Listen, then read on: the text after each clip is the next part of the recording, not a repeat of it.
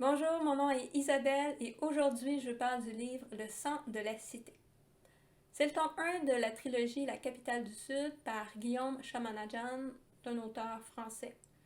Son roman a gagné plusieurs prix littéraires, dont celui de l'Imaginal du roman francophone 2022. Moi j'ai écouté la version audio, des éditions Audiolib parues en 2023, c'est d'une durée d'environ 9h30 et qui est narrée par Maxime Baudouin. Sa voix est agréable et il est capable de faire diverses intonations pour tous les personnages, donc il est génial comme acteur. L'histoire débute avec un prologue, c'est la guerre entre la maison de la tortue et celle du dauphin, et le duc Servin va découvrir deux enfants enfermés dans les souterrains, Nox et Daphné. Il va en faire ses protégés. Dans l'histoire, on va suivre Nox qui est rendu adolescent et qui est livreur d'épicerie. Son métier fait en sorte qu'il connaît bien les rues de la ville et il connaît bien ses citoyens. Il est capable de marchander avec eux puisque il connaît leurs secrets et il sait aussi pourquoi certains endroits ne sont pas sur les cartes officielles de la ville. Il pense que le duc veut servir de cet atout pour construire son canal qui va traverser toute la ville. Le projet du duc, le canal, va rencontrer des oppositions et de là va découler des jeux politiques que Nox va essayer de comprendre. C'est difficile de faire un résumé clair parce que le protagoniste n'a pas un but clair. On va surtout suivre, se promener dans la ville. C'est comme si l'auteur avait orienté l'expérience lecture plus sur l'immersion dans la cité. On va se plonger dans la vie de Nox, qui est quand même diversifié, parce que lui, il ne fait pas juste livrer, il va d'une certaine façon évaluer les installations des producteurs de vin et donner son rapport à son patron pour qu'il décide si, oui ou non, il va vendre ces vins-là.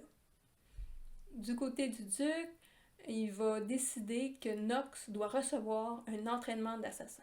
Là, j'étais toute excitée, mais calmez-vous, on fait juste survoler l'entraînement. Donc j'ai été vraiment déçue qu'on n'approfondisse pas un entraînement d'assassin, ça aurait été bien ça. Il y a beaucoup de personnages. Ça l'ajoute à l'immersion du fait que c'est une grande ville, donc il devrait y avoir beaucoup de monde. Sauf que moi, quand il y a trop de monde, je ne sais plus qui est qui, surtout en version audio.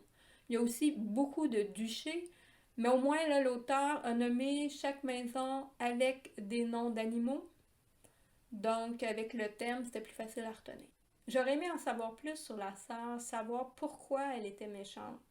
Au début, elle m'intriguait et à la fin, parce que j'avais pas plus d'informations, j'avais l'impression qu'elle était juste méchante pour être méchante.